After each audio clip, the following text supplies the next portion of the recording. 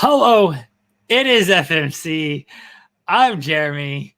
Why are you so mad? What's wrong, buddy? What's wrong, SP3? That's SP3. I don't know if he's gonna say anything uh today, but I got plenty to say for the both of us. I'd say let's let the Lakers do the talking, but I don't think you want them talking for you after last night. How's it going, buddy? Oh, look how sad he is. A Shock is like, you want to talk about it. I don't think he does, A Shock. It doesn't seem like he wants to talk about anything. Are you okay? The wife is messaging me saying I gotta be nice to you. I am. I'm giving him a platform to talk about his Los Angeles Lakers. It's the end of November. I was told that the Lakers would be I revised that. Ladies and gentlemen. Good morning, everyone. Welcome to FMC. I'm SP3 here under protest. As if you saw my Twitter earlier today, I publicly asked for my release from FMC because Jeremy and his harassment is getting a little bit too much for me. I barely slept last night. Had to I unwisely watched the end of the Laker game after watching Monday Night Raw, and man, both shows left me depressed. We don't talk about one, but let's talk about the one that was on much later. SP3. How they were up 17. They were up 17 in the fourth quarter. Russ hits whoever it was. I think it's Thomas Bryant. Hits him for the dunk underneath the basket. Russ goes like that. He's got the vision. He's hyping up the crowd. Everything's good. It's a 15-point game with like 9 minutes left in the quarter. Seems like it's over. And then everything that could go wrong does go wrong. And the Lakers lose on a last-second three by someone named Nurma Get Hard. I don't know his damn name. Nemhard. Sure. You know what was soft last night was the Lakers fans' penises because they went limp after that three went in. Why are you examining Laker fans' penises, sir? I have to ask you that question. Why are you examining? I saw it. It was a collective limp dick. Why are your eyes not looking at the other Laker fans' eyes? Why is your eyes below their waist? That's the only thing I have to ask. Collective. It's one big collective limp dick. Is what happened on there. SP3. All right. So to explain last night's loss, the Lakers' defense is absolutely atrocious. At this point, this is multiple times this season. We've lost very close games, one possession games, and last night the last play of the game just is a microcosm of the season. Like, we gotta stop, and then we couldn't get an offensive rebound. Like, what the hell are we doing? All three of the big three, they played well. Russ had 24 coming off the bench.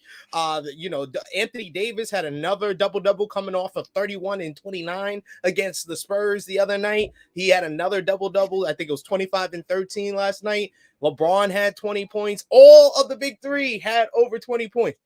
Still, the defense wins championships and defense wins close games, and we couldn't stop them from the three-point line. We literally gave up so many points from the three-point line. We were up by 10 with 5 minutes to go. And as soon as we were up by 10 with 5 minutes to go, they came down to the court and hit a three because we can't guard the three-point line.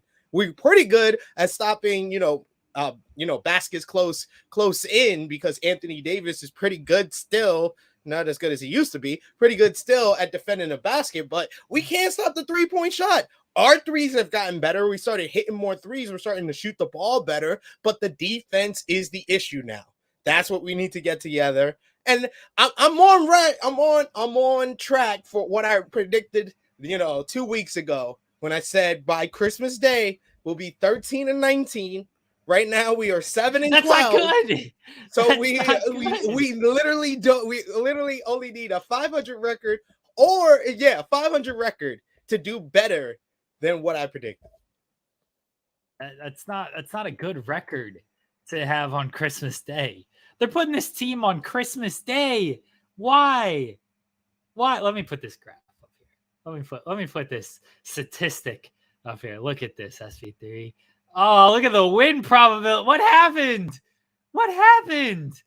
They were at 98.7%. They were up 101 to 84. 98.7% chance to win the game. And then what happened, SV3? What happened? They just had to get one offensive rebound. That's it. We choked. Miles Turner missed a three, a wide open three by the way, wide open three for Miles Turner. I don't know how you give up this wide open three to this man. And then they missed it. Then they can't get Russ. Russ is trying to do a closeout instead of hunting for the offensive rebound that everybody likes to say he goes for. He should have just, looked for the rebound. Stat pad that rebound is all. Instead, he tried to actually close out and play some defense. And then they were scrambling. Halliburton had a great game, so I give it up to him. Really and he's rocking the wrestling club shirt, so I give it up to him doubly. So he's a great person for that. But yeah, Halliburton's been playing tremendously, and so has Mathurin. He's been playing great for them as well. It's a nice little duo that they got in Indiana. A supposedly team that was tanking has a better record than the Lakers. I mean, they're not tanking. They're not tanking. Everybody came into the season. A lot of people came into this season thinking that a lot of these teams were going to be taking. The Pacers are not taking at this point. Now they're not, because Halliburton and Mathurin are good. They were supposed to be tanking. No one thought the Pacers were going to do anything. But you just said it like they were tanking going into the game last night. No, they weren't. They already have proven in the first 15 games of the season that they actually are a good team and they can win basketball games. Well, so they actually played hard.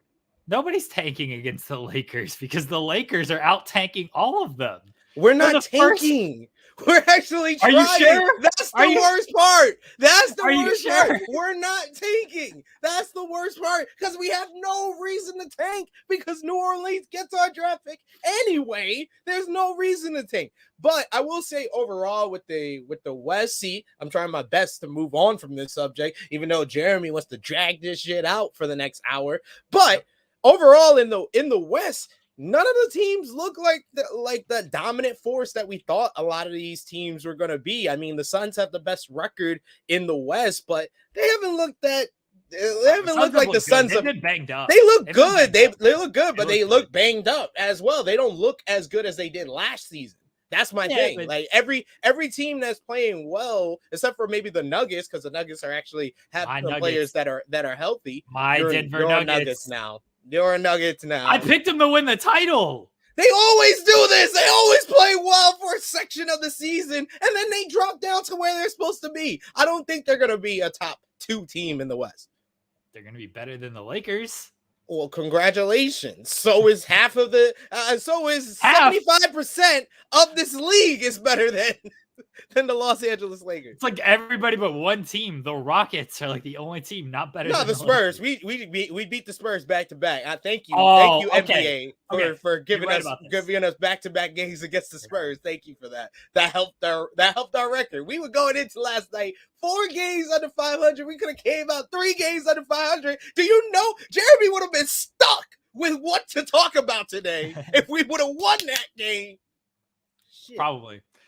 Honestly, I don't even know what we would have talked. The Spurs, by the way, the Lakers fans, everyone got so excited after the Spurs games. Like, oh, the Lakers, they're great. Anthony Davis, I'll give Anthony Davis some credit. He has looked good against these awful teams. Yeah.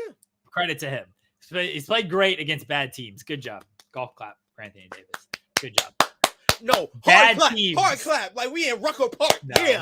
Yeah. Golf clap. Yeah, Anthony. Golf clap that you beat up on some bad teams. 31 and Congratulations. Against the Spurs. Tanking for Wembanyama. Congratulations.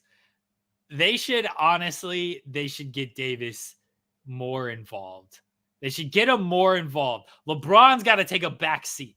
LeBron's got to understand that at this point, Anthony Davis is the better player and more should run through him. Because LeBron always says I'm agreeing with you. I'm agreeing with you. But you can't post date it and say, you were right, SP3. You can't say that before you go into your soliloquy. No, I was setting it up for a year. I was setting it up to agree with you. I'm letting you know that, yes, they should run more through Anthony Davis. LeBron says all these things of, I'm going to take a back seat. I'm going to play off the ball. But then he doesn't do it. He doesn't do it at all. He comes in there and he scores 20 points on like 22 shots. That's not efficient. Anthony Davis only has 15 shots. Anthony Davis should be getting the ball more. But LeBron's got to get his own numbers. He should defer more to Anthony Davis. Phil mentioned Westbrook earlier. Westbrook played fine last night. He was good last night. We got to slow it down. Love Russ. He wasn't really playing great before this. He was getting numbers, but he was getting the LeBron numbers of 20 points on 20 shots. That's what he was doing. And again, beating the Spurs. I don't give a shit that you're beating the Spurs, who are not good. They have the worst roster in the league. Yeah. The worst roster. There's not a single player on that team that I'm like, oh yeah, that's a guy like I would take over anybody else in the league. They have the worst roster in the league. So beating the Spurs doesn't mean shit to me. Keldon Johnson is a good player. Keldon Johnson. Sure. I'm not taking him over anybody else on any of the other bad teams in the league, though. Like, no, I'm not taking. I'll take Jalen Green over him. Yeah, I would take. Who else is the bad team? The Pistons. Yeah, I'll take their backcourt. I'll take their entire backcourt over Keldon Johnson. Magic. I would take Paulo over them. Hornets. I would take Franz Wagner.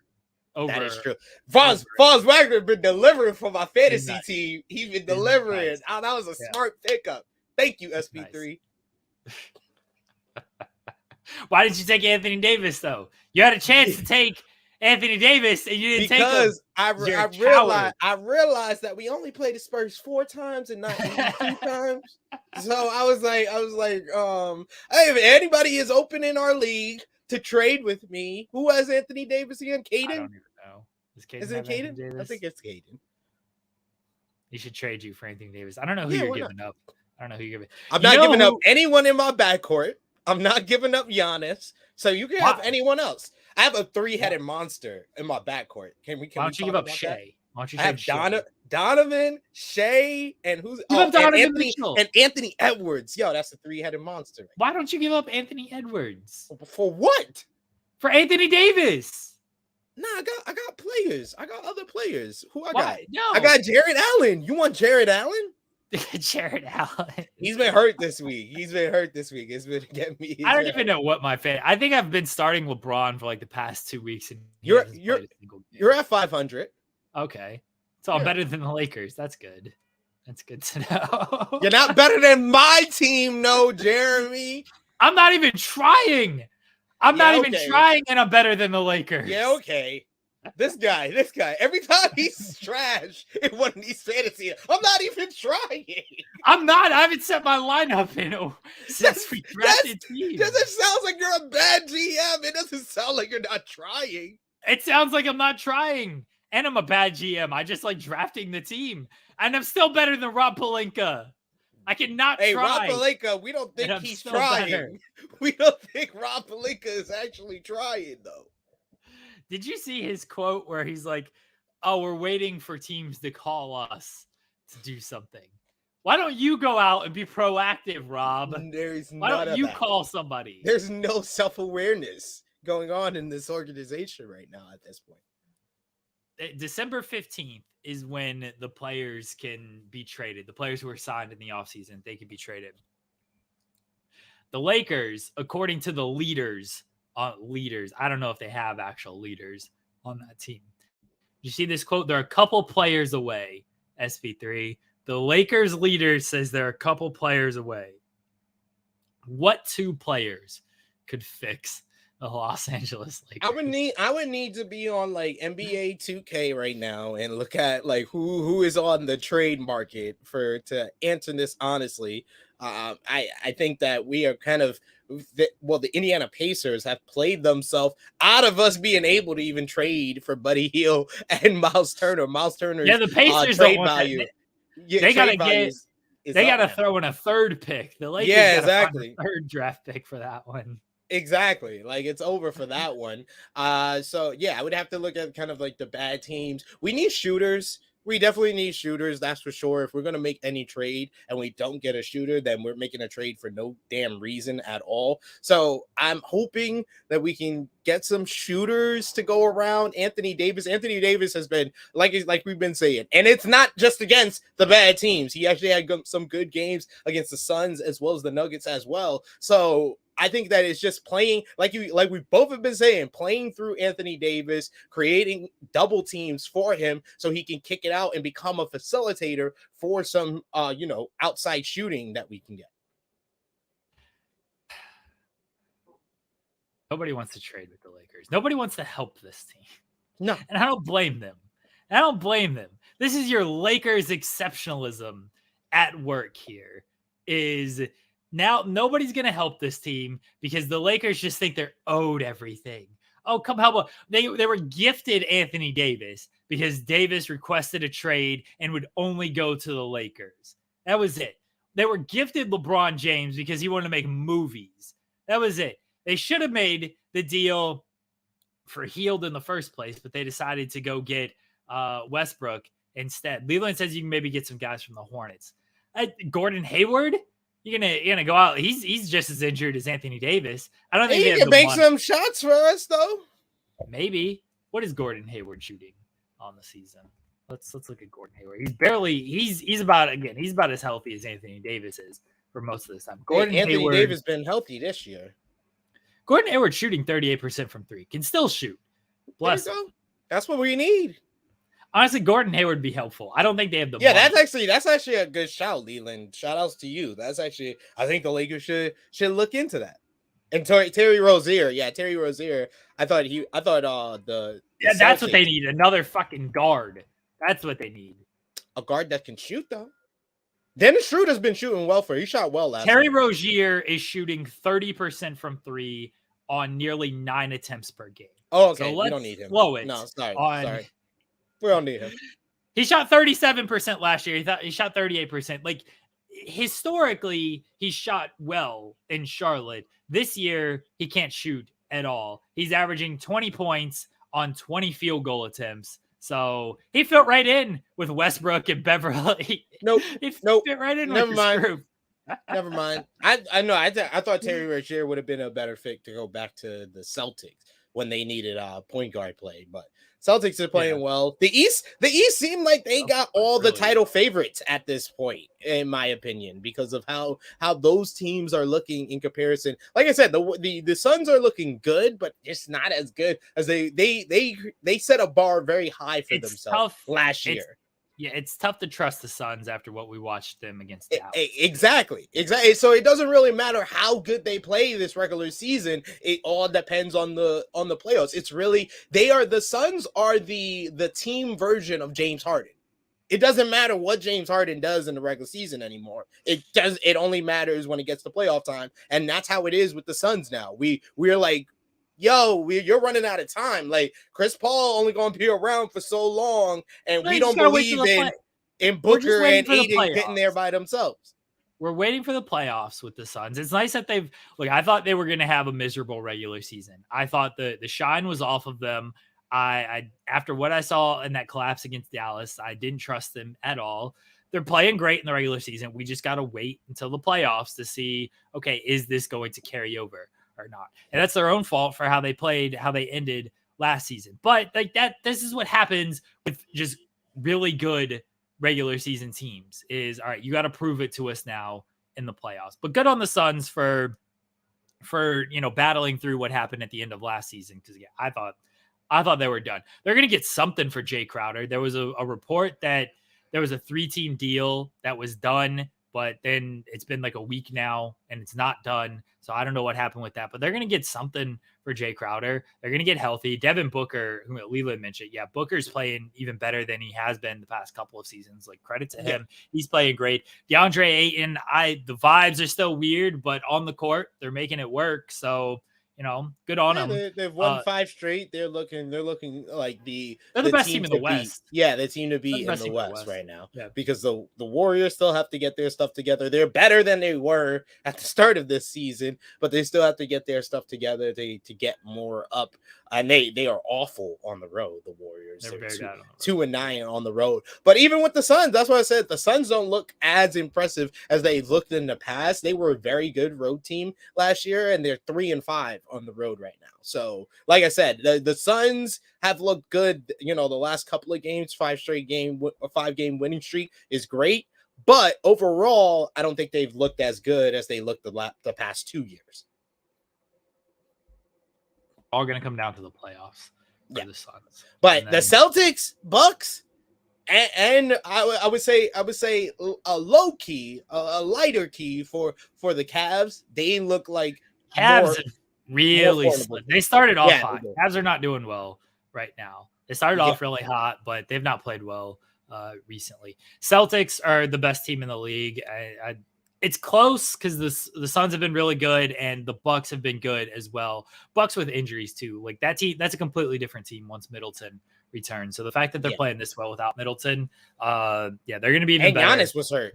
Giannis was hurt. Had some nagging injuries and had to miss a game or two. So they're still 14-5. Celtics 17-4, and this is like unsurprising for the Celtics. I think we all thought the Celtics would be better than they were last year, and a lot of people forget how they weren't looking good the first half of last season, and it seems like a distant memory now because of how good they've looked to start off this season.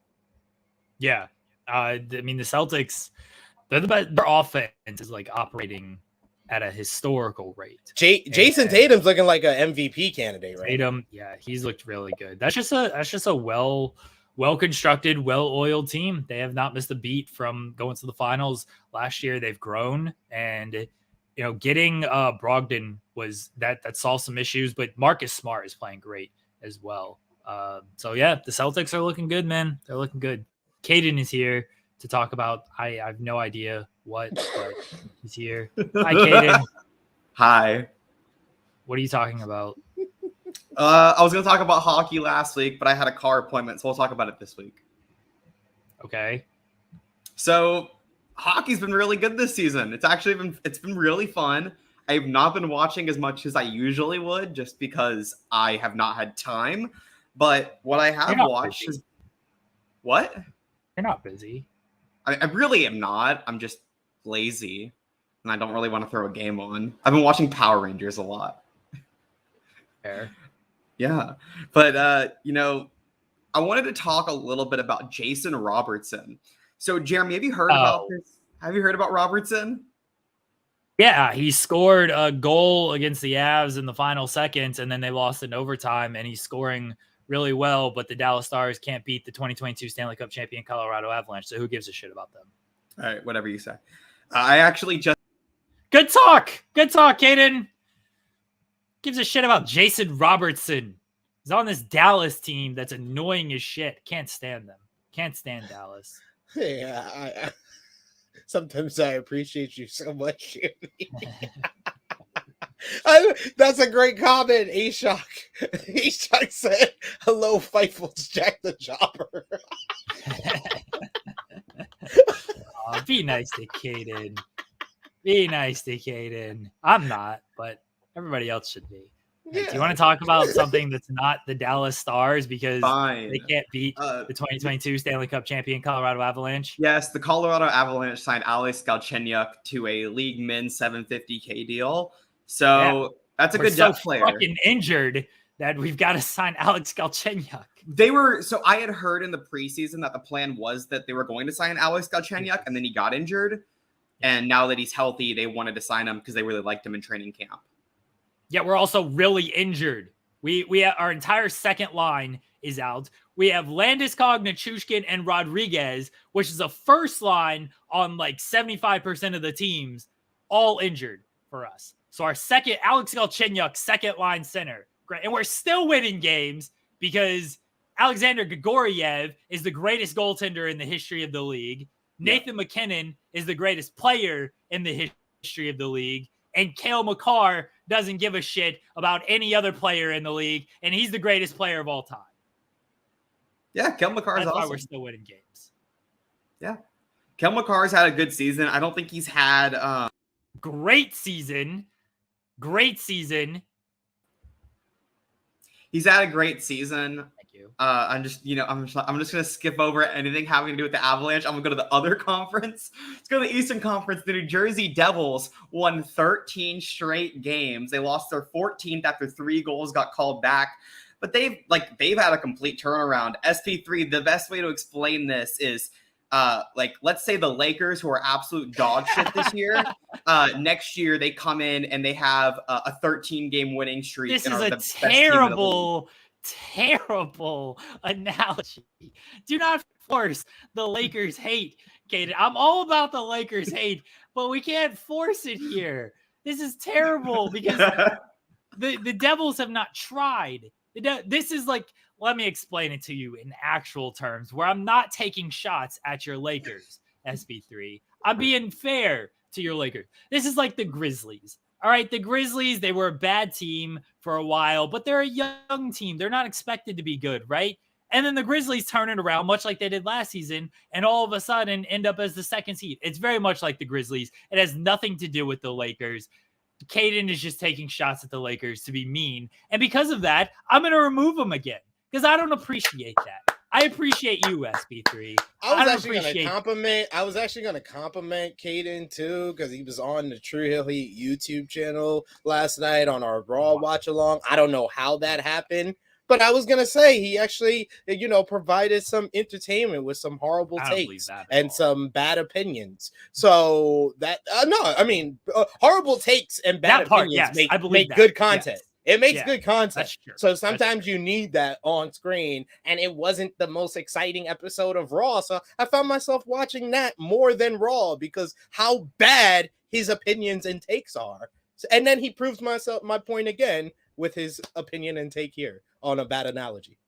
We're not going to force the Lakers hate. Okay, Caden?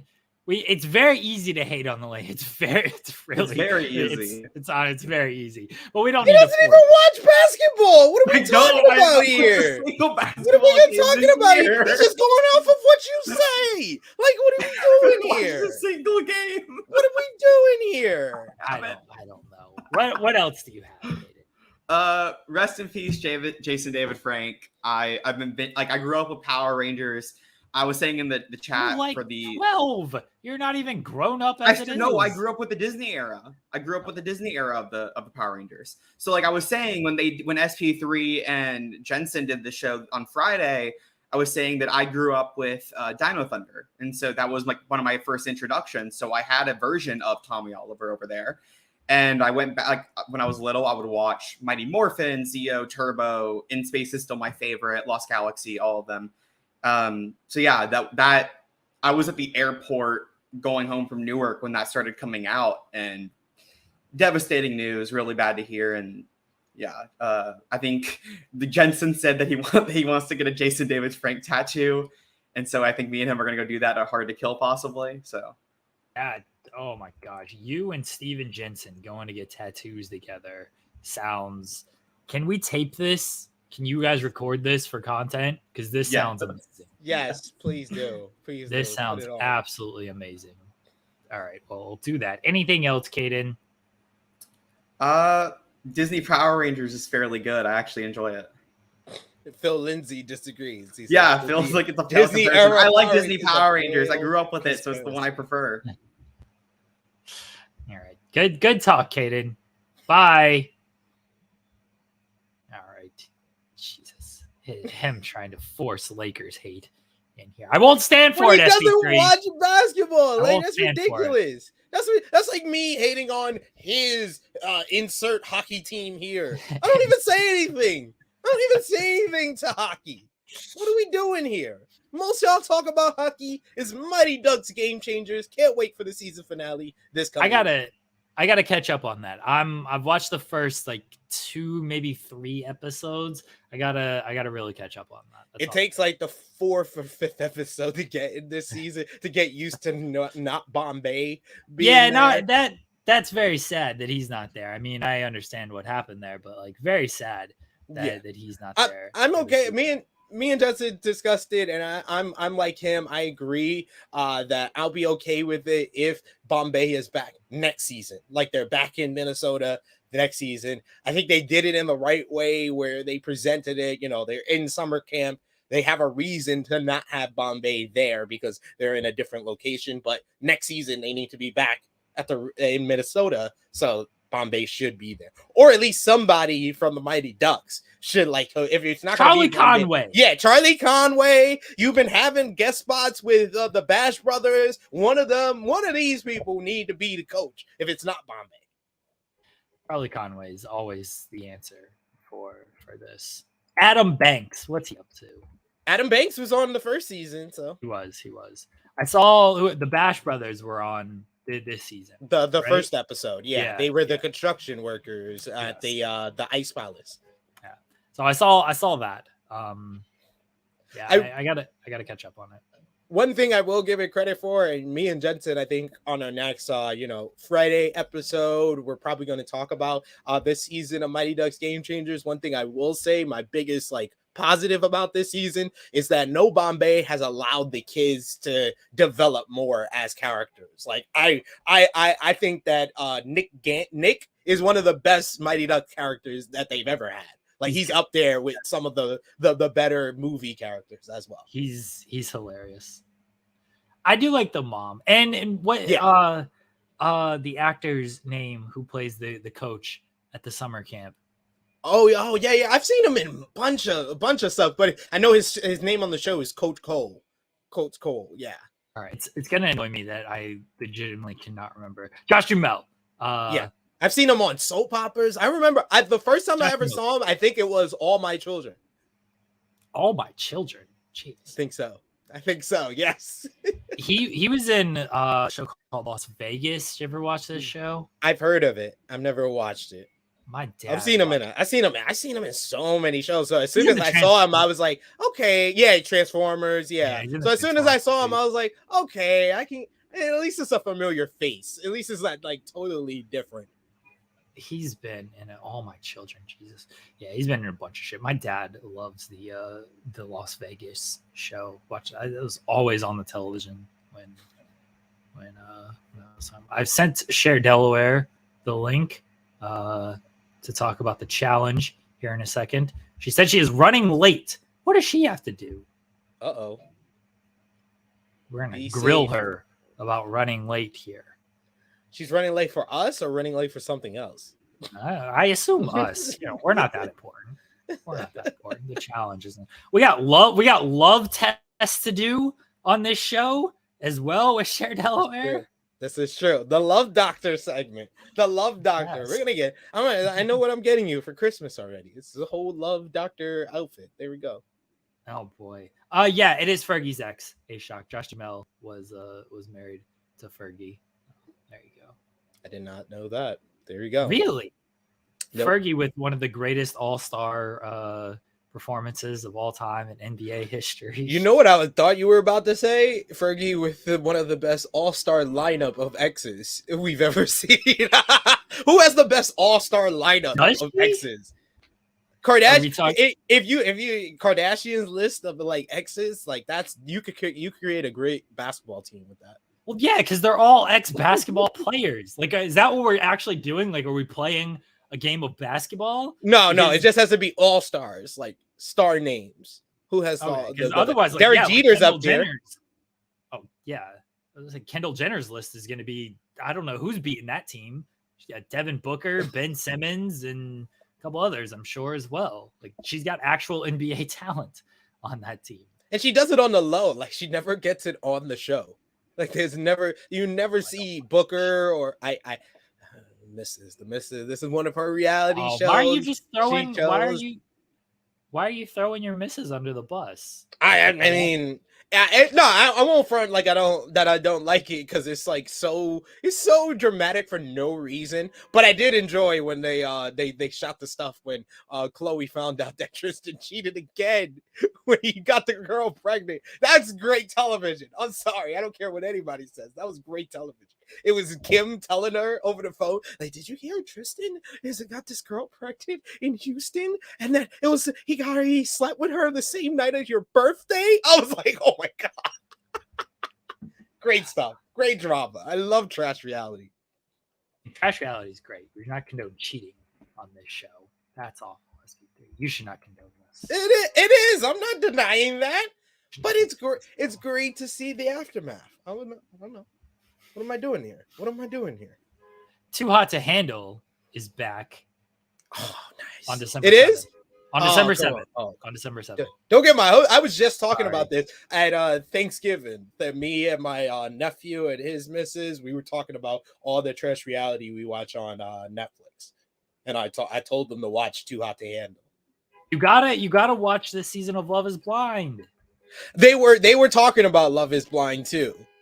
So, but I was the one that had to tell them about because they saw the season 1. I think they're up to season 2 or 3, and they saw season 1. And I was like, yeah, the girl that came with homie Damien to the party is from Too Hot to Handle. And he was like, oh, what's Too Hot to Handle? And then I had to explain to him because he also watches The Circle, my nephew.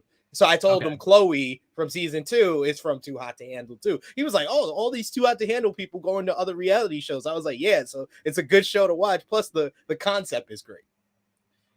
People are talking about all-star lineup. Pete Davidson. Yeah, that's Pete Davidson. Yeah, Pete Davidson's got an all-star lineup. He's with Emily Rechtikowski. I can't say her last name, but he already got with someone else. Damn, it's only been 3 weeks. Rechtikowski. She's a supermodel who does other stuff. I'm sure. With Ariana Grande, Kim Kardashian. Yep. Do you utilize the website Who's Dated Who? You heard of this website? No. Oh, this is if you this just would be great. This would be great to do. Like, we need a whole episode where we go through 6 degrees of separation in celebrities and stuff. All right, let me pull up this website here. Didn't MTV and VH1 used to do stuff like that, like the 6 degrees of separation? I forget. Yeah, they used to do that. They don't do that anymore. We're gonna that's what we need to do on FMC. We need to steal all the concepts that were great from MTV and VH1 when they were actual freaking networks and weren't just reality show freaking outlets. That's all they are now.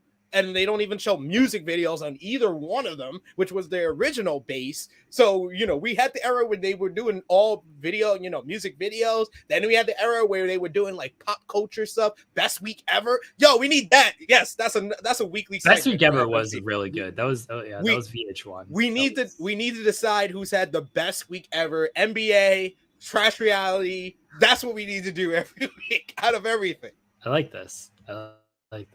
All right, so here's Who's Dated Who. All right, so we can look at Pete Davidson here, okay? Because it even has person. There's apparently a American football person. Look at this man. Can we click on the picture? No, we're not gonna just skip by the picture. The picture they use. This man got a smoking cigarette in his mouth. You think it's a cigarette? Yeah, you think that? Nah, that probably is a blunt. Yeah, let's be honest. It's definitely a joint. But man, that's great. All right, let's go to the people he's been with now. All right, so he's currently dating Emily Rechtikowski, Kim Kardashian, Phoebe Dynevor. I don't know who that is, but apparently they dated. Kia Gerber, Margaret Qualley, Kate Beckett. I forgot he was like. Wow, yeah, I forgot that too. Ariana Grande, Cassie David, and Carly Aquino. See, this website, it's got all of them of who they dated and stuff.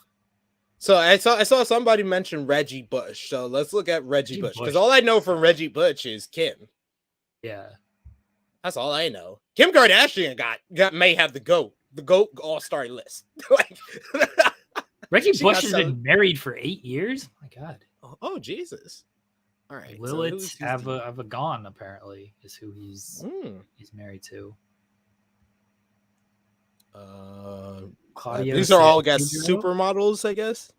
I guess I've I don't know. Yeah, So see, it even has rumor. If it was, not confirmed, This is sources great. got to confirm this stuff. This is great. What we're gonna do now, ladies and gentlemen, this is gonna be a regular bit on the show too. What you can do if you're watching Eve Torres. Wait a second. Reggie Bush. What? He went out with Eve Torres? Why did I know a year? This? Oh New shit! couple. Oh they shit! dated from 2004 to 2005. So this is before her time in WWE, even. I believe so. I don't. Yeah. She came in like closer to the 2010s, like stuff, like late 2000s, late 2000s. I believe she came in, if I'm not mistaken. I'm terrible with like dating stuff. I say it all the time. I'm really bad. Let me see when Eve Torres was in WWE. Let me see. I'll go to her wiki. Right now. She came into WWE 2007 Diva Search. So late 2000s. Yeah. So yeah, this was before she was like, I guess, really known. Yeah. What was she doing before this? She went to USC. She went to USC. So they probably went out. Yeah, they probably went out when she was still in USC. Wow, this is crazy. See, this website, you learn some things here. Yeah, let us know in the comments down below. Let us know, everybody, who you want us to search on who dated who to determine. And then at the end of the year, we only got a month left for the year. At the end of the year, we'll determine who has who's the Mount Rushmore of all-star lineups of people they dated, of exes. Everyone, Phil and Kaden are like, oh, look, it's the Tag Talk back. We did this bit last week. I like the Tag Talk background. I don't know if Haley made it or Kylie made it, but yeah, I like the Tag Talk background. And show the girls some love. Go follow them. Go watch their show. They do great work. Exactly. And I'm honestly just too lazy to like click out of it. Somebody wants to make like a generic overbooked background. Please be my guest. But until then, we're just gonna keep using the Tag Talk background because that's the last show that airs on this channel. So it's the background that's on here, and so that's what I'm gonna have on here. Or you could like make a background for us with nothing but FMC quotes, like Elite Big, Mickey Mouse is in black, all the great stuff, all the great ones of FMC history. Mickey Mouse is in black. Is so he is. I love that y'all made that a clip. All I get is an alert, and it's like Mickey Mouse is in black with my face on it. That's great. Yeah. It's hilarious. Yeah, Kaden made a short on that, on Mickey Mouse not being black. All right, so my God, yeah, Reggie Bush has got a nice little lineup here. He does. Quite impressive. I did not. That was the mind blown moment of the Eve Torres was one. Hey, it's like we're not even supposed to be talking about wrestling. What are we doing? Eve Torres just popped up. My God. Let's look at Kim Kardashian's list. This is the GOAT. I'm telling y'all, ladies and gentlemen. Adult content. We got an adult content warning. We have an adult content warning. Yeah. Oh no. Are we 18? This is great. I think we are. Is everyone watching 18? Let us know if you're not 18. Kaden, please leave the stream. Yeah, Kaden's got to leave the stream. So here we go. Pete Davidson. Yay. Yay. Not even Kanye West. Yay. Chris Humphries. I don't know. Gabriel Aubrey. John Mayer. I know him. Yeah. Michael Copin. Sure. Copin. I don't know. Miles Austin. I remember Miles Austin. It's been so long. Like that name, like I caught me off guard even seeing it. I was like, what? Dallas Cowboys legend, Miles Austin. Yeah. Cristiano Ronaldo. Wow, she's got sports athletes. Like, oh shit. Like, I didn't know she went out with Usher. I didn't know. M50. What? Damn, did the whole Hollywood like went through this? Jay-Z. I don't believe it, Jay-Z. Wow, yeah, I don't believe that. I don't believe that one. I only think Bow Wow. That's Beyonce's type. Yeah, I've heard Bow Wow already. I've heard that many times. Reggie Bush, we know about that one. Yeah. Evan Ross. Marquise Hills. She went out with Roger. Oh shit, man, her standards were low before Reggie. Nick Cannon, Scott Scorch, Nick Farnsworth, Cannon. Bentley. Of course, Nick Cannon Smith. She let Farnsworth Smith. Farnsworth, Bentley. Oh no! My God. Game. We've heard that one. Game. Yeah, I've heard that one. Nick Lachey. Oh, I didn't know Nick Lachey. I didn't either. Ray J. We know that one. So I don't know. Wait, we got to find out what was the timing of the Nick Lachey one, because that's it says weird 2006. It says 2006. Okay, so it was in the years between Jessica and his current wife. Yeah. Put some respect on Vanessa Lachey's name. Okay, relax. I only watched one season of Love Is Blind. It looked like it was just a hookup and a breakup. It doesn't look like. Yeah. Look at it. This is the greatness of this website, by the way. You just get all gives you the timeline. Oh shit! See, you can look and at then the age difference. See, he was 32. She was 25. This is great stuff. You got stats, pictures of them as well. Like what's their most famous thing? Reality TV singer. All right, Damon Thomas. I don't know who that is. Joey Lawrence. You want to know what Chris Judd? Damon Thompson. Who Joey Lawrence. Judd? Whoa! What are you woeing about? Joey Lawrence. Of course. Joey Lawrence. Joey Lawrence. Yeah. Whoa! Why is Chris Judd's head and so big? It's going from frame to frame. Why his face ratio is just off. Sorry to Chris Judd. I don't know who Chris Judd is. You seem shocked by this. I don't know who Chris Judd is. I've heard the name and seen his face so many times, but I couldn't tell you what he does. Do. Let's click on him. Let's kick on him. Let's finish up the okay, we only. All right, so that's everything for her. Caleb Best, Brandon Jenner. Wait, Brandon Jenner? Okay, that's not related to Kris Jenner, right? I don't know. Okay.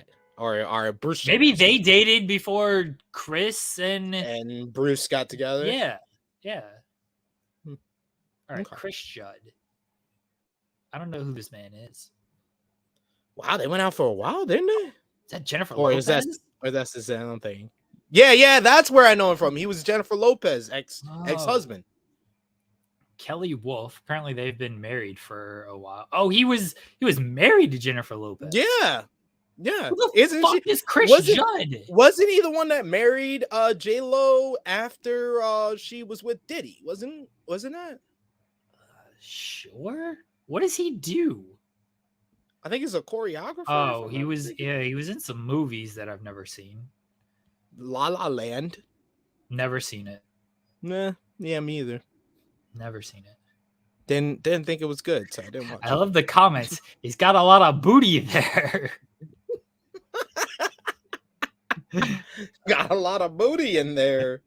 Oh, there you go. Okay, so Brandon is Caitlyn Jenner's son. So yeah, they must have been dating before. Imagine if that's how Caitlyn and Chris met. Guess. Also, her stepbrother. Yeah, they had to be dating before they got married. I mean, otherwise, that's a little off. That's a little incesty. Yeah, where I don't.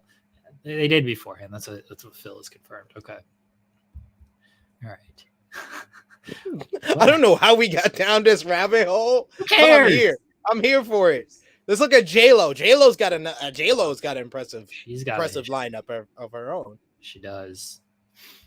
All right, so we've got Alex Rodriguez, Drake, Casper Smart, a rumor of Bradley Cooper and Rodrigo Santoro. Mark Anthony, they were married. Yes. Ben Affleck, they're apparently back on. Yep. Chris Judd. Yep, I was right. Right after Diddy. Diddy was Chris Judd. It was the person in the middle of Diddy and Ben Affleck. I remember that he was that. That's what I remember. I didn't remember. Wesley Snipes. Wesley Snipes? What? Where have I been? How did I not know J-Lo and Wesley Snipes went out with each? Wesley Snipes was the first black man to visit Plymouth Rock. Oh my God. They even got compatibility. How do they do this compatibility on this? 50. Oh, the Zodiac. At least they've got like how they measured it. My gosh. Okay, well now I want to see like couples. Let's look at J-Lo and Diddy. I want to see how compatible they were. Because I felt like that was the person she should have been with. All right. Now I want to see like the couples and like how compatible they are. Oh, 48%. Not good. Oh, wow. Not good. The Chinese zodiac signs tanks it. The age is good, but the Chinese zodiac just tanks it 1%. Wow. Not good there. Let's look at Jay-Z and Beyonce. Since they're actually married. Compatibility thing has added a whole new level. Yeah, like that made it more interesting to me. Now I want to see married couples how compatible they are. All right, Jay-Z, Eminem. I don't believe that one at all. Yeah, I don't believe that rumor. I don't believe that.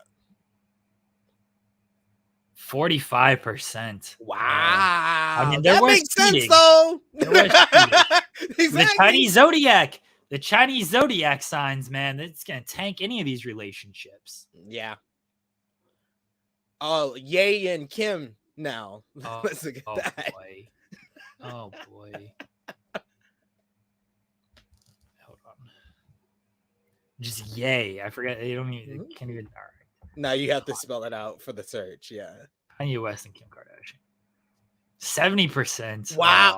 That's what I had a feeling. I still think they are very compatible to each other because Zodiac is 100%. Because everything they said about the person they want to fall in love with, but go back and watch old Keeping Up with Kardashian episodes, watch old interviews with Kanye. They described each other before they got with each other.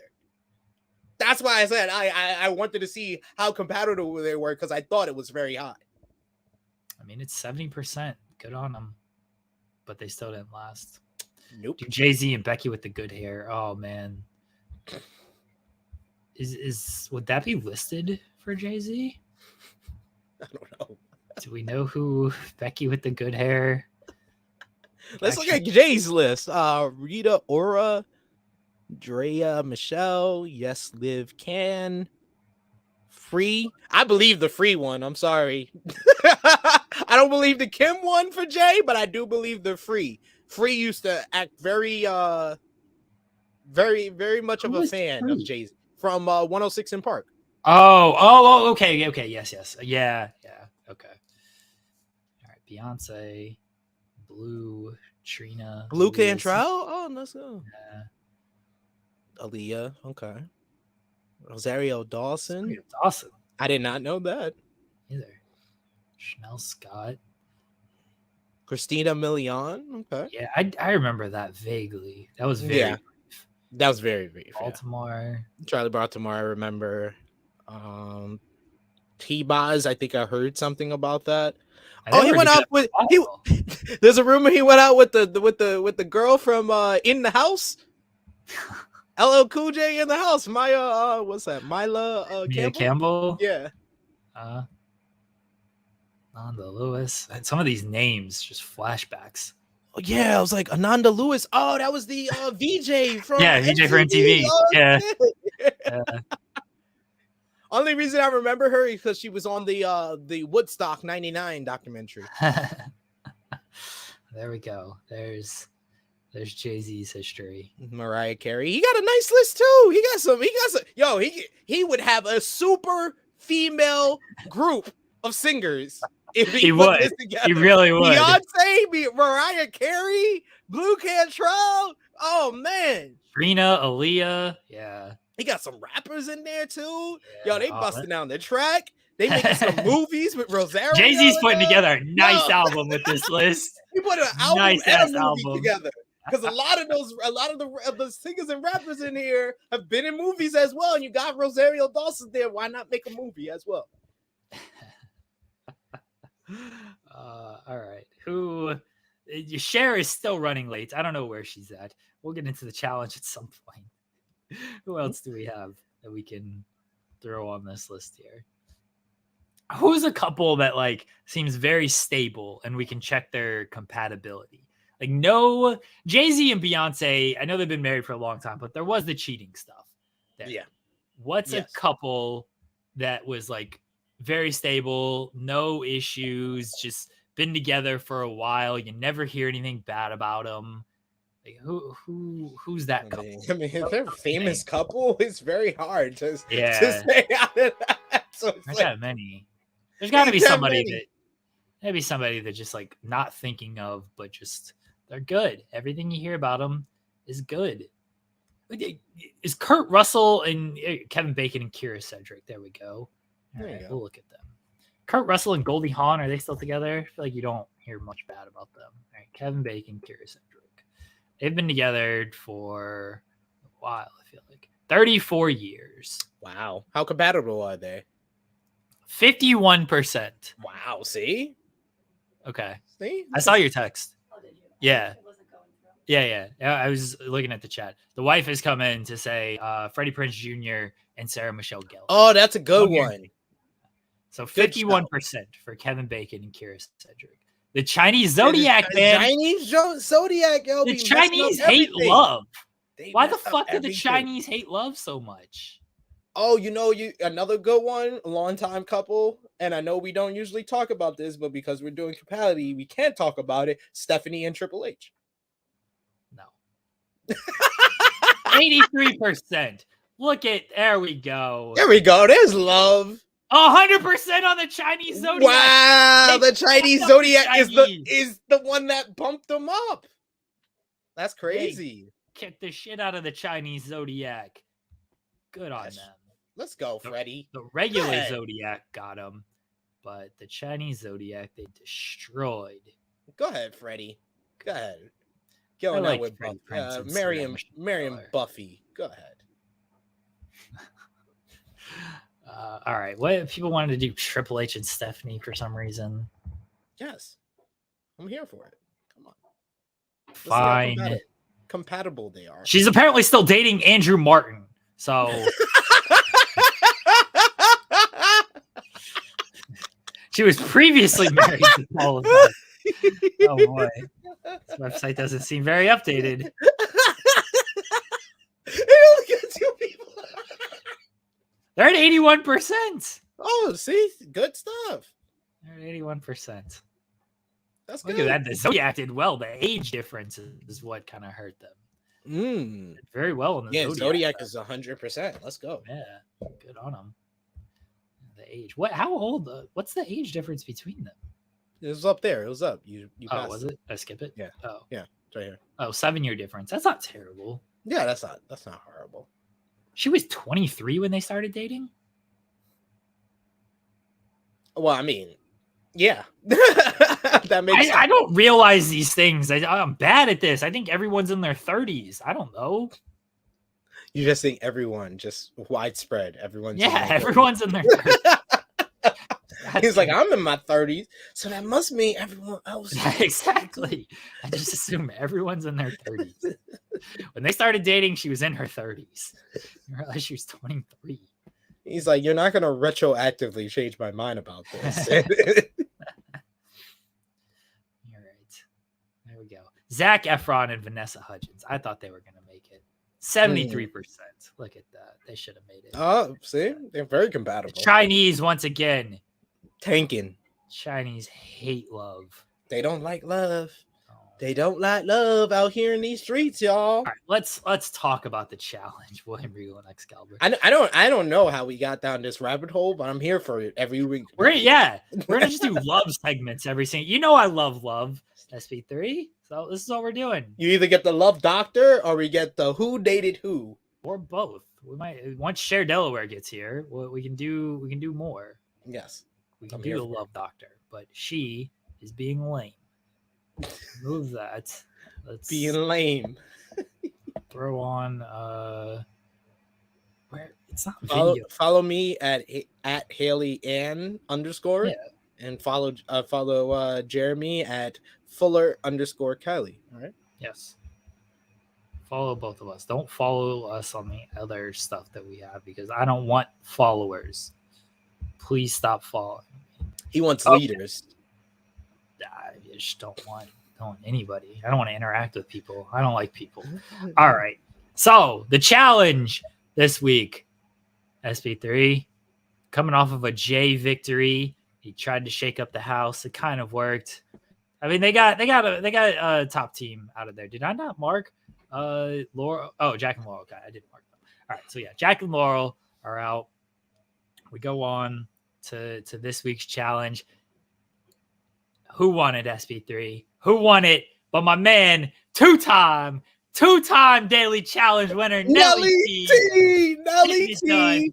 And let's give it up for Norris, the Nelson Whisperer. She has found something in him, and she really, I think, like, you could say maybe it was like more of a team effort for the first challenge that they won. This one I give 100% to Norris, because the puzzle was the real key here. Because although they set the pace as far as the running, with Nelson kind of going out the gate very fast early on and keeping that pace for the rest of the challenge, that definitely helped them a lot. But it more helped them that Norris just seems to be great at puzzles and has a great memory, and she really pulled this through. So that basically the daily challenge was this challenge where you had to run for miles to this checkboard, where basically one of the partners had to climb up this thing to see the puzzle, and then the other person has to stand on this like 1-inch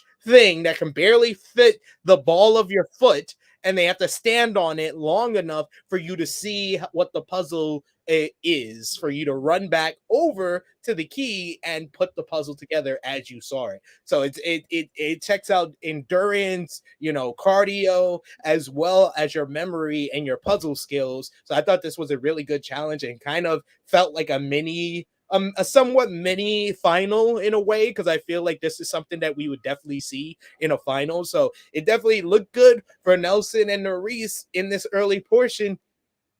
And then it all fell apart. Well, real quickly, you talk about, cardio, test your cardio, test your endurance, it tests your puzzle and your memory. You know what it really tested? When I knew that my man Nelly T had this one, when he was like, I've been doing yoga, I've been working on my balance, I'm going to be up there, I'll be balanced and just fine. Like, oh, Nelly T ain't losing this one, baby. He was up there. It looked very difficult to balance on that. I felt bad for Darrell. Darrell was just like, nope, not gonna happen. And then, oh man, just a couple of these people was just like disappointed me here. Like, you had Veronica walking with Darrell. They literally only made like one trip, maybe, between everybody making like 4 different trips or 3 different trips back and forth. You had Anissa saying, "I'm built for comfort, not for speed." Oh my god, that is an iconic line for Anissa.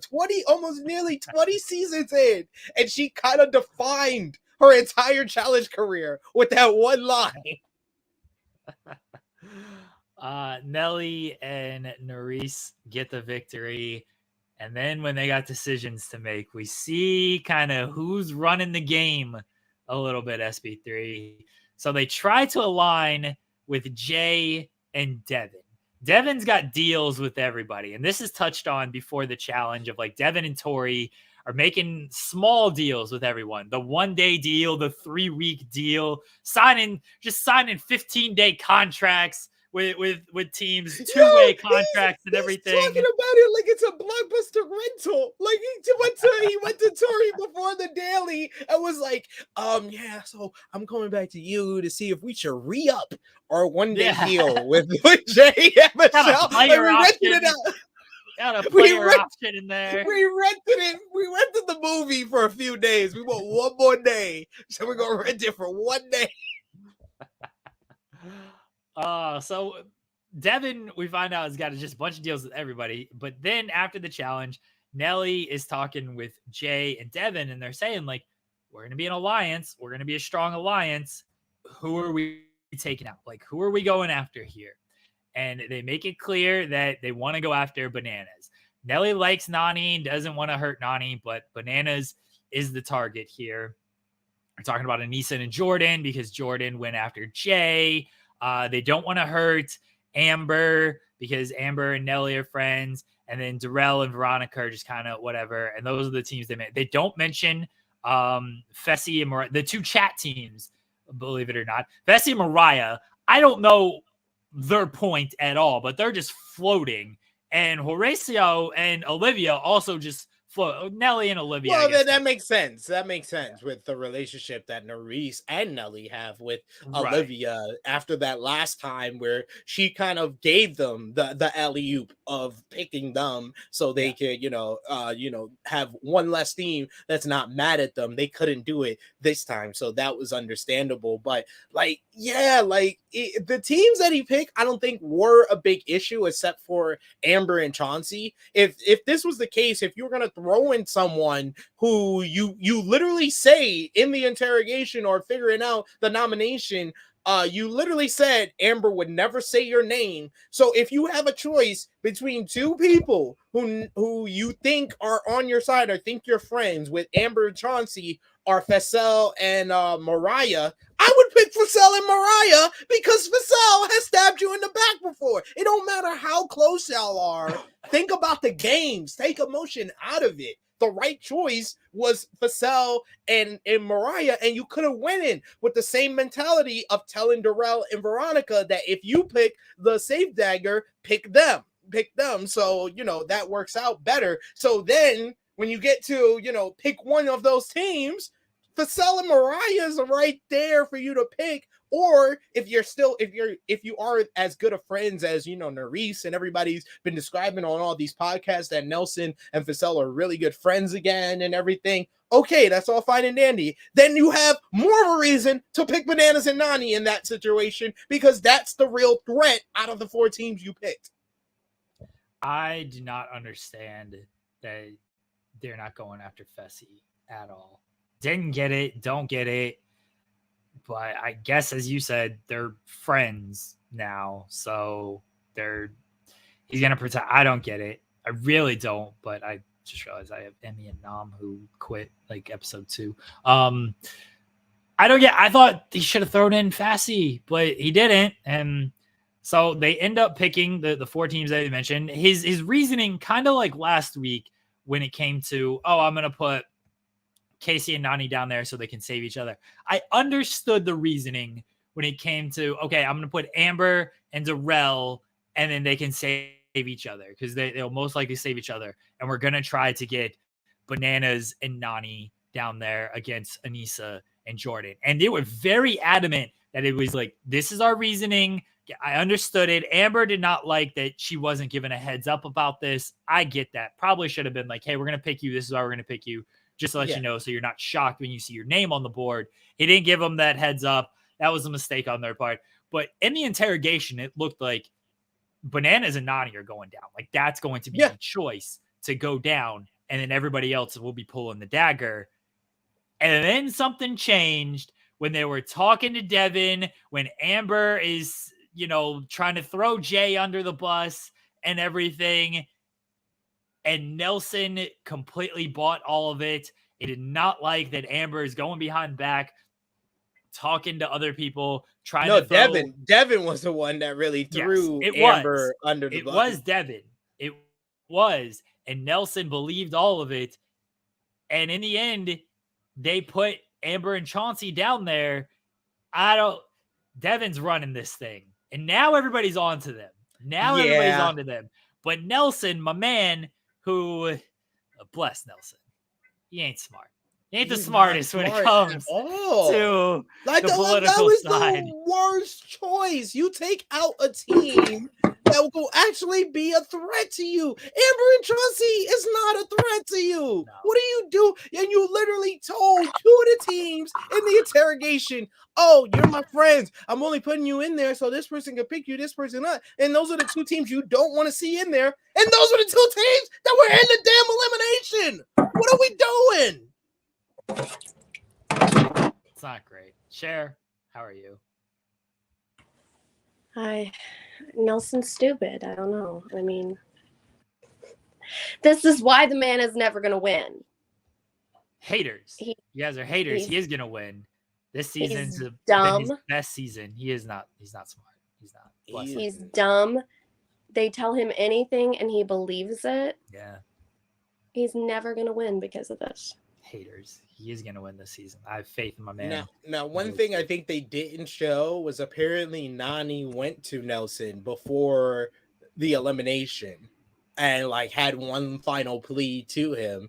And that was part of the reason why he didn't pick Nani and Bananas, which once again, you're putting emotion into a game. And that's where you're never going to win, Nelson. You're never going to win. You always put emotion ahead of this game. We know, we have seen it through 38 seasons, multiple different spinoffs. Anyone who deals with emotion usually does not fare well in this game. Yeah. I mean, So they throw in Amber and Chauncey. Bananas and Nani once again pull a safe dagger. They save. It's almost like they're telling them where to pick the safe dagger. Wow, the accusations. I'm sorry. I'm sorry, but last week, the way Laurel looked when they picked the safe dagger that was right in front of them already, she had to look like, yeah, of course they would pick the safe dagger. No, now come on. They would never set it up for Johnny Bananas, the face of the entire show, who was on the posters advertising seasons he wasn't even on. The accusations that SB3 and Cher are throwing out here.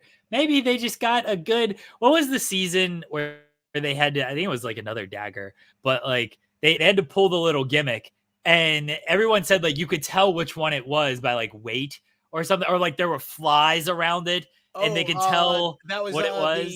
The kill wasn't not the kill card, but the thing from well, it was the kill card. No, I thought it was 30 with the. That's what they said with 30 when you had to pick the double X's. They said that the flies were around the double X's and that it felt heavier because you had the pull it. With the kill card, everybody said that they really didn't know, even though it did seem like Johnny Riley from Portland, from Real World Portland, he did know where the kill card was supposed to be every time. The flies theory is great. They're not telling. Come on. Bananas and Nani, they're good. They know what to pick. They say Nani's good. Is that what we're going with? Nani's good. Yeah. Is that the hill you want to die on? Yes. That's the hill I'm gonna die on.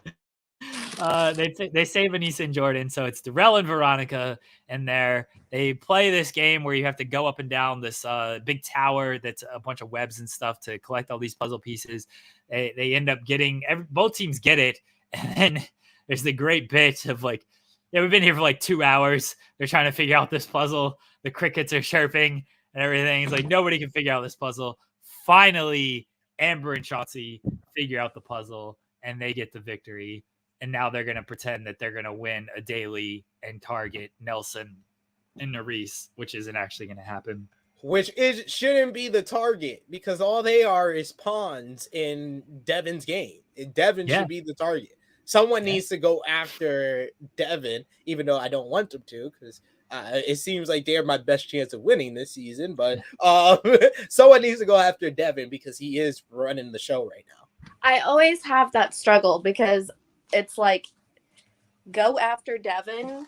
Everybody is like, oh, well, Devin's not athletic, so we can beat him, you know? Like, I'm always like, go after Devin, but then I don't want them to because Devin's like the only entertainment.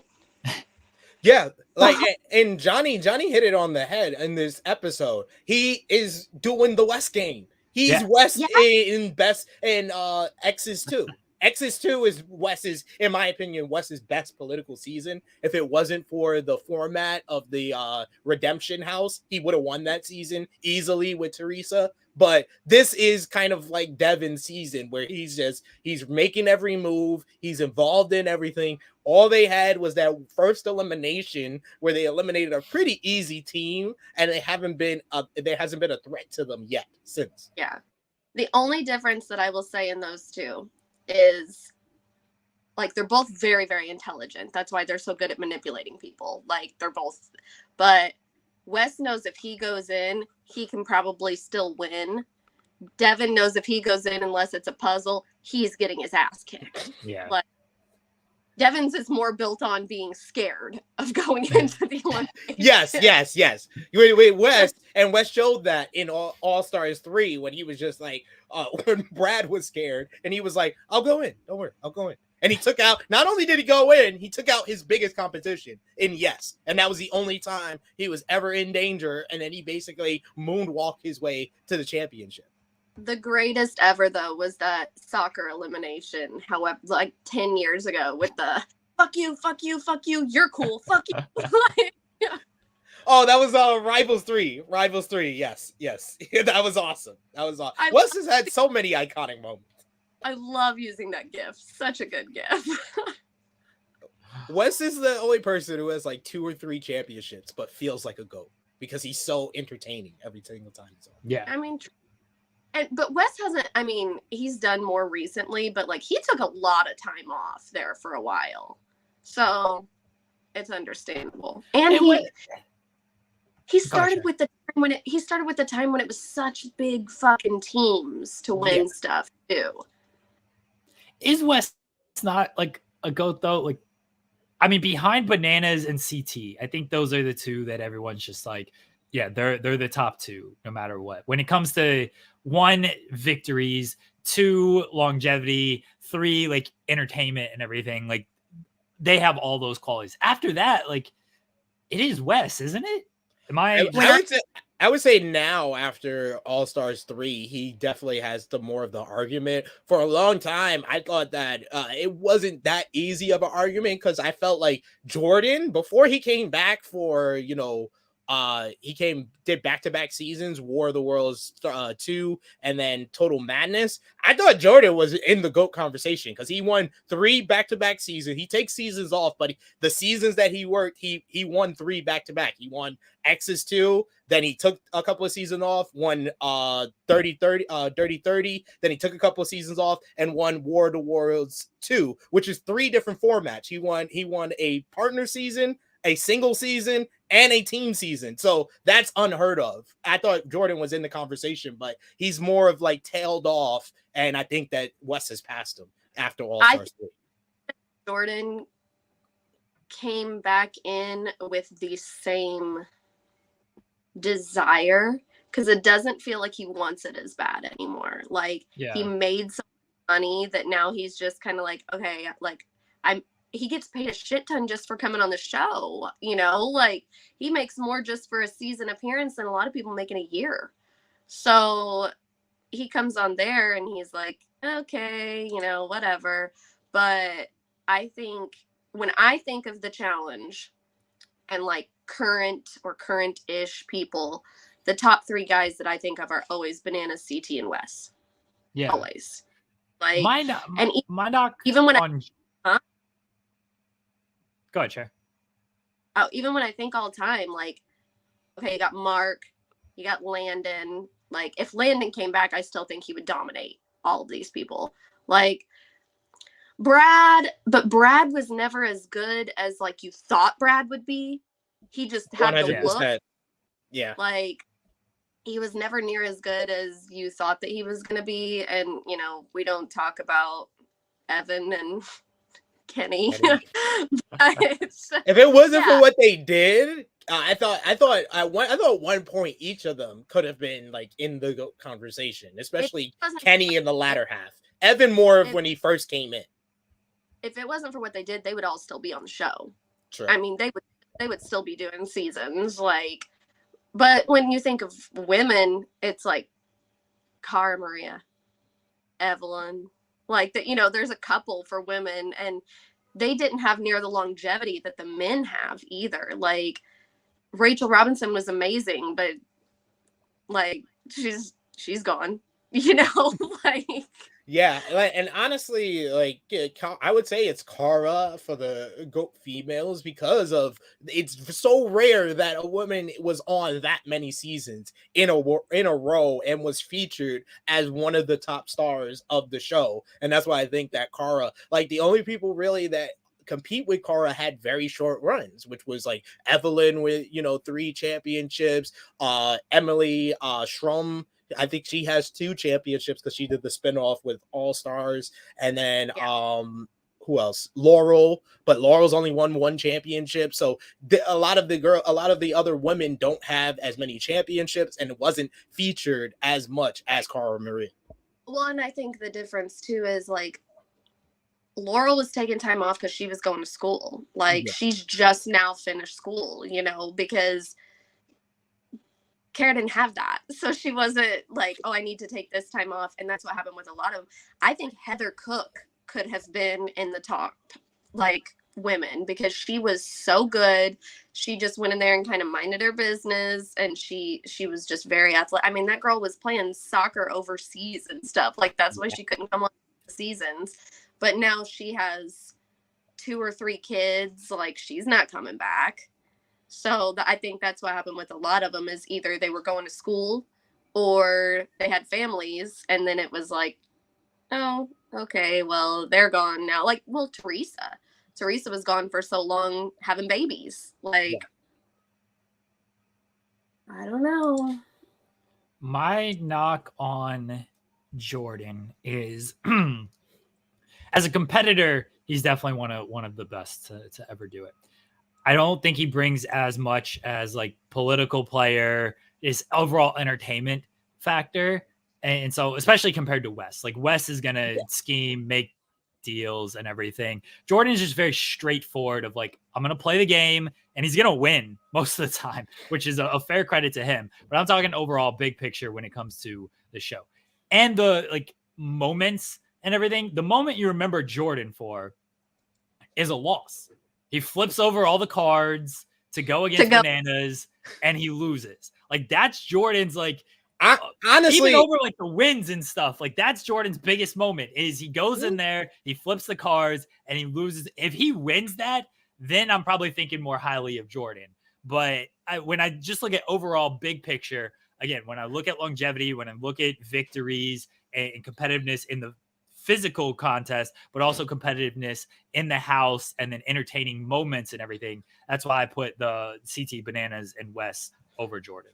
I love the kill card moment, and I think it's one of the best ballsy moments in elimination history, and I love eliminations, but I don't think that when I think of Jordan. I think of Dirty 30's finals, when he broke his freaking leg coming out of the damn sky and still wins the damn race against Derek and CT. Like, that's what you should remember from him. He did it with one damn leg and beat one of the guys that is the GOAT and one of the guys that's probably underneath him when it comes to GOATs. To be fair, that's great. I had forgot about that until you just brought it up. Because I remember flipping the fucking cards to go in against Bananas. Like, that's the moment.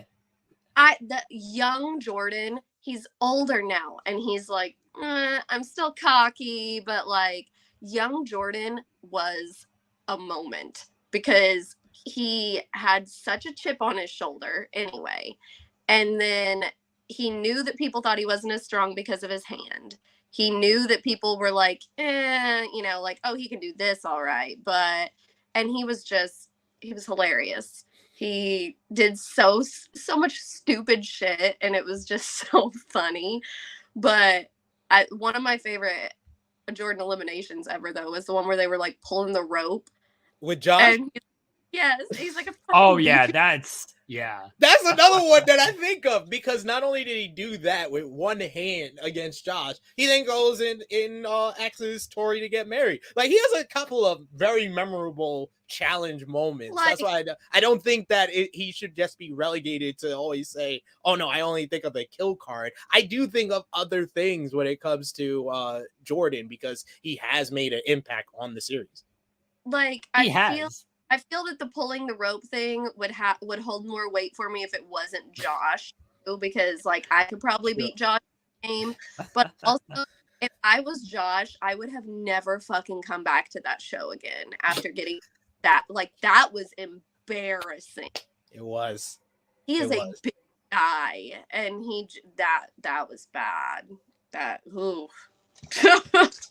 And I will give credit to Jordan because he was so obnoxious, so annoying in free agents that he made Johnny Bananas, the top heel of the challenge, a babyface for a season. That when he won the championship in free agents, I was nearly not as mad as I was every other championship he's won. Oh God. Oh, Johnny Bananas. Terrell and Veronica are out. Cher, you have one team remaining. You got Anissa and Jordan. Damn. I better The quit chat. talking. The chat has more teams than you. I quit talking. I mean, I know I ain't gonna win because it's fucking Anissa, but Yeah, we got Jordan. I mean, we've been praising him. You know that they brought Jordan in, and then they were like, "Hey, sorry, Anissa's cousin or whoever it was had to drop. We're gonna drop your real ride or die and put you with Anissa." And he was like, "Are you fucking kidding me? Like, are you fucking?" Built for comfort, not for speed. That has done more challenges than years I have been alive and has yet to. Are you kidding me? I don't blame him. I really don't, because being stuck with Anissa ain't the best thing in the world. I've always been, I wouldn't say a fan of Anissa, but like I respected her because she was such a different person when she came on the challenge, you know, and like that wasn't something that you saw, especially like on TV at all for women, but especially Black women, you know, just like very open about everything. I've always like respected her. She sucks at the challenge, but I've always respected her. But after the Challenge Mania, where the fuck was that one? I don't remember. But when she was so rude to everyone there and kept cutting off LT. She kept cutting off Latarian the whole time. She cut off Melinda. Like, nobody was getting to talk because she would just, and like, Latarian got upset about it. And she was like, no, go ahead. Say what you were going to say. And he's like, no, I'm good. Like, because every time he was trying to talk, she was cutting him off. She took the microphone from the host. Like, she took his microphone and was just talking and then telling people in the crowd to be quiet. And I'm like, oh, no. Like, I used to love Anissa. I loved her when she was on, what was it, Real World Philadelphia. Enjoyed her when she first came on to the challenge. I was rooting for her little alliance on, like, the duel with her, Svetlana, Wes, and Nehemiah. I go back all the way back to that era, to that season. That was the same season that Robin said that racist thing to her. She was like, what are you gay? What are you Black? What are you white? Yeah, that, I remember that. I've been on Anissa's side for the longest, and I don't know what it was. It was a lot of bad luck early on in her career. I don't think she was necessarily bad at the challenge early on. Right. I just think that that's how she got a reputation from, like, the eliminations. She was really good at the eliminations and got that reputation, and she was viewed as kind of like a strongish female for a while, and then it just kind of tailed off. The more finals she saw and the lack of performance that she had in finals, like third place on the dual tool and stuff like that. And then we're not even going to talk about All-Stars 1. So yeah, All-Stars 1, I think she came behind easy. Yeah. Oh God. I think that she has overstayed her welcome at this point. Like, I was shocked she was on this season. Yeah, you gotta do something. Why are you still taking spots on the show when you don't do anything? Like, I don't know. Because there's a lot of people from that era that would come back for a one-off or whatever. But we've always got to have Anissa on there, and it's like, okay. And it's not even like she gives us drama anymore. She doesn't do any of like the hookups and stuff she used to do. Like even in like seasons that I remember when she was viewed as one of the weaker players, like Dirty 30. She had her whole relationship and drama with Veronica, or Battle of the Bloodlines. That's when she first hooks up with Corey, and she had the great elimination with Cara. So she's had memorable moments in these latter half seasons, but especially like Total Madness, Double Agents, all of these, she should not have even been on these seasons. No, and she always comes off like they owe her something. Like, like, I've been here for forever. Well, and you've won nothing. I've been here for 5 minutes and we're in the same spot. So, like, she. Nisa is still alive in the game for now, largely thanks to Jordan. The only person I have left. Go, Anissa. Hey, I'm happy I still got Devin and Tori running the game, and who else do I still have? You got Amber. I got Chauncey? Amber and Chauncey, and then I got Team Casey Furniture, because that's all they are. They have Casey and Kenny. They literally have less confessionals than Turbo, Kayla, and her husband, who left in episodes 1 and 2. That's how much these people don't even want to hear from them. What? I have a confession to make. I don't know what Kenny looks like. If you put this man in front of me right now, I could not tell you who he was. He kind of looks like that Pete Davidson photo that we showed earlier.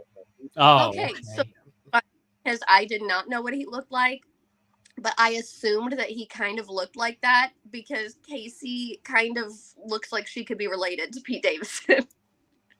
So that's Sure. I was like, okay. Sherry, you missed a great segment where, do you know the website Who's Dated Who? We went through that, and we had some fun with Who's Dated Who. Did you do Love Doctor? We've not done Love Doctor, so let's do a quick Love Doctor, and we need some names here. I'm like throw some names out. I mean, if you ask that guy on Twitter, I broke up with all of my boyfriends on Thanksgiving. So oh no, or you just we gotta find the right person who is the right match outside. Well, it's John Alba. I said No. outside of John Alba, because we learned last week that's the highest one. He put I broke up with Claudio. I broke up with Dax Harwood. I broke up with all of them. Well, let's see which one of the exes would have been your true love. Let's put Cher Delaware. John Alba. We did. Which John Alba got like a 90. He did. Which one of married men is my true love? Yes. Is it Claudio? Is it Dax? Let's see if you have more compatibility with Claudio or Dax. Oh boy. Well, I don't know. Me and Claudio talked about Uno, so that's probably what true love is all made for. So 66%. That's not bad. Not bad. I mean, we talked about Uno, and he told me that Breeze shared my Uno article in their group chat. I love that. Dax Harwood. I was like, very nice. Oh. Yeah, married man. Uncle Dax. Claudio is who you have a better chance but to with. be fair, when I left the bar, he did give me a hug and tell me that he loved me. So there you go. Do we know if this love calculator takes into it clearly doesn't, it's just based on names, but SP3 and I learned that the Zodiac Chinese hate love and is apparently very important to relationship compatibility. Yeah. Oh yeah. Have you well, you had twins, so it's different, but did you guys ever look at the like Chinese gender calendar? This sounds no. So when you're pregnant, it's like whatever month they were conceived in is supposed to be like it's all weird shit. It's like what month you were born and da da da. It was right for both of my kids that they were supposed to be boys. So nice. I'm not sure how to go though, since you have boy girl twins. There you go. it was supposed to be boy twins or girl twins. Maybe I don't know. I was gonna say it wasn't supposed to be boy because she got to run the world. So. Yes, this is true. Who else are we putting there with Cher? Well, who else did he say that I broke up with? I broke up with Will Washington, also married. Apparently Will dated Denise later that night. So Oh man, Wow.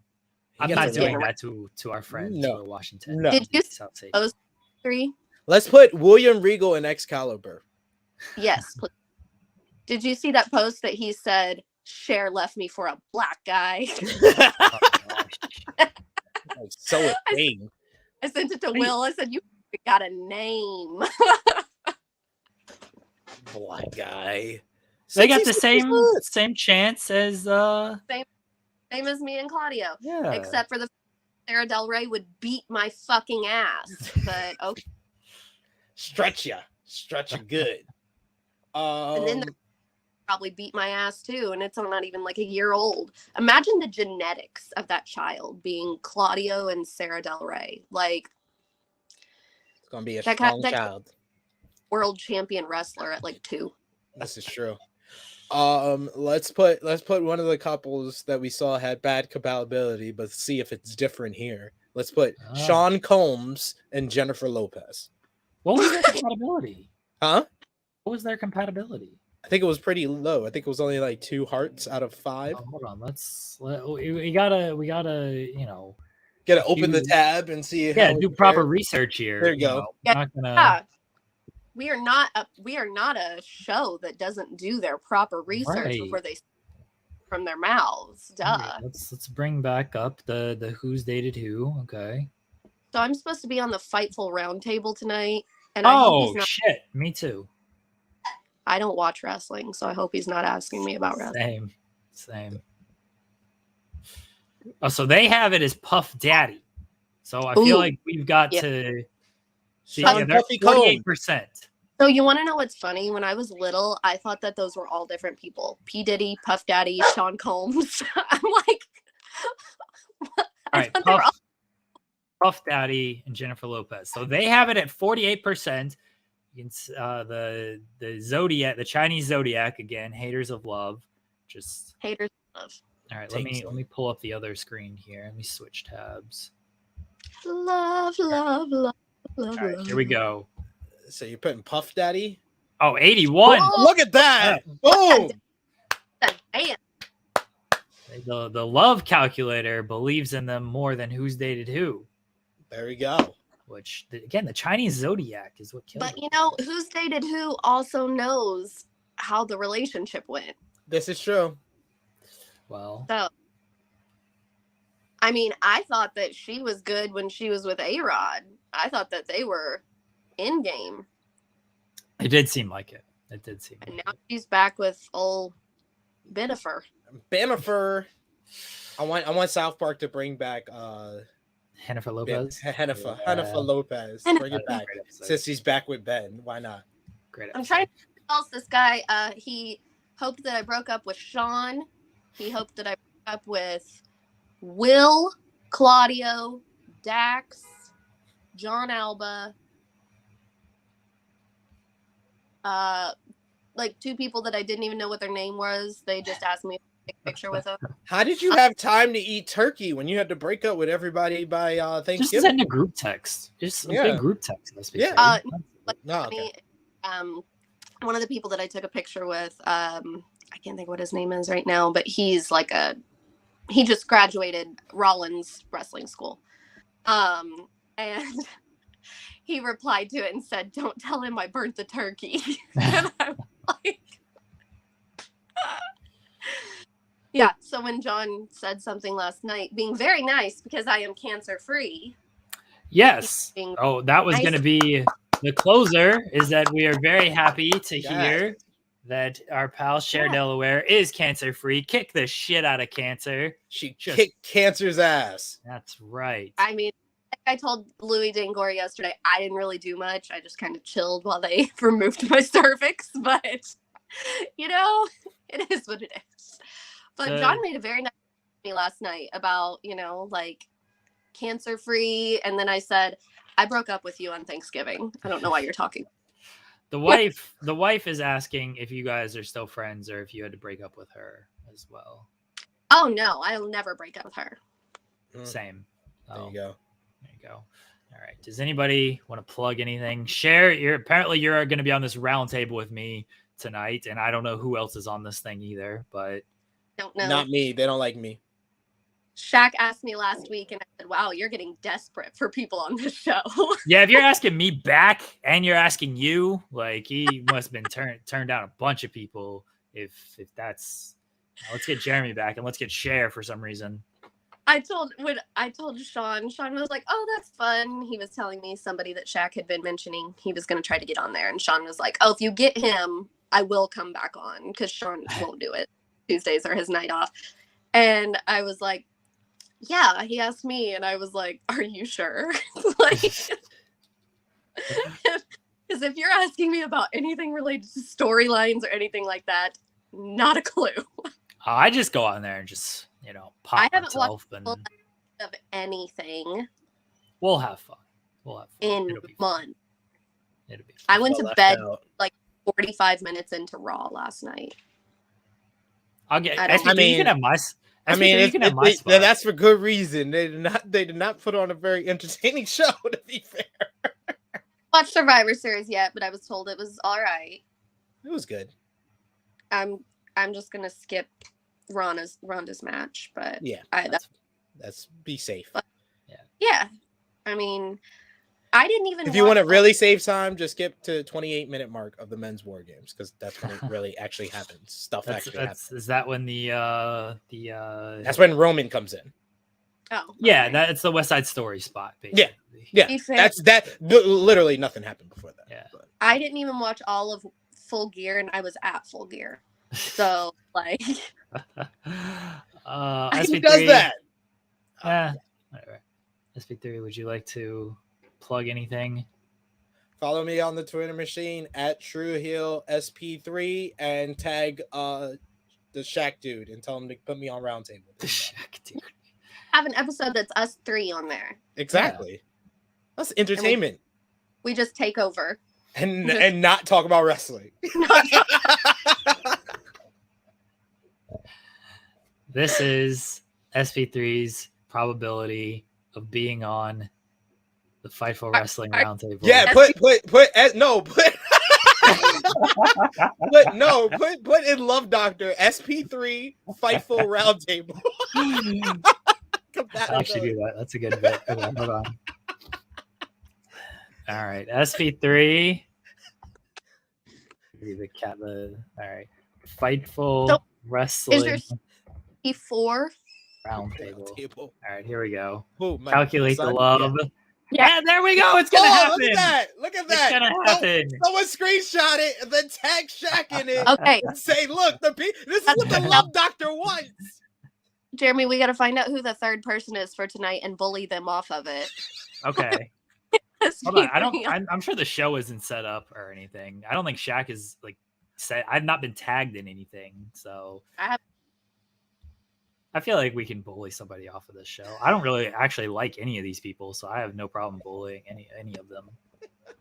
89%, ladies and Hey, gentlemen. There's love. When is Strong Style going to go up? I don't know. Ask Joel Pearl. I don't know anything about this. I'm hoping this week.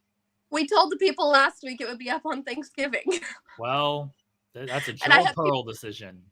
I had people message me and I was like, I don't work here. I don't know. Like, I would like for it to go up this week.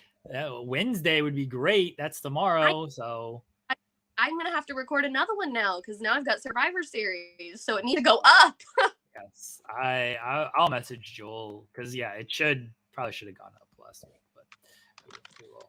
Yeah, I had people messaging me and I was like, I don't know. Good help's hard to find, Share Delaware. Good help is hard to find, Well, that was my favorite part. I do have a Hangman Adam Page exclusive, as he told me he sews his own jeans My in God. a loom in his bedroom. Because he refused to tell me where he gets his jeans. He said he would have to actually kill me if he told me. So That's not I'm bad. like, all right. Well, we'll hold off on that. But I got to give Hangman parenting advice this weekend, so that was fun. Oh, He's that's sweet. He showed me a picture of his son, and then he said, "Don't tell anyone what he looks like." And I said, "He's a bald baby. Like, what am I supposed to tell anyone? He looks like Hangman." I mean, I don't know, whatever. But he was like, "I keep him very quiet." And I was like, "I understand." But he showed me a picture of him, and he said, "What age have you found so far that is the easiest?" And I said, "None of them. I have not found one yet that is the easiest." That sounds about right. That sounds. He said, the look on his face was like, "Oh no." Like, That's what I'm learning. I said, "You know what you do? You should have another baby, and then they have each other." And I said, "But don't have two more, because then you're outnumbered, and I'm outnumbered, and it's not fun." All right, everybody. Get more parenting advice from Cher tonight on the Fightful Wrestling Roundtable, where we're not going to talk about wrestling. That should be the gimmick, Cher. We should just not talk about wrestling tonight. Just Every don't. time he asks us, change the subject. Yeah, we just won't clue anybody in. It's just us, and we're just running our own two-man game, while whoever else is the third person and Shaq are just completely Just baffled running Does pick he- and with what's rolls. happening. Hard? What's that? Does he use StreamYard? Yeah. Good. We both have. No, StreamYard. it's Zoom. Actually, it's Zoom. It was Damn it. Zoom last time. I Yeah, was it gonna was say Zoom we both last have time. Stream, because if he boots us out, we can just go back in because we both Yeah. have StreamYard. Yes, it was Zoom last time. So yeah, unfortunately, we don't have the power to do what we would like to do. Yeah, On it. You can follow me on Twitter for my great parenting advice, and follow me on Hive for my great dating advice that I've been giving everybody, because I'm a dating expert. There you go. Follow SP3 at True Heel SP3, where he will continue. Join us next week as we apply Cher for Love is Blind, so she's great at dating advice. There we go. All right, everybody. Don't follow me anywhere. I don't want your advice on anything. Bye, everybody.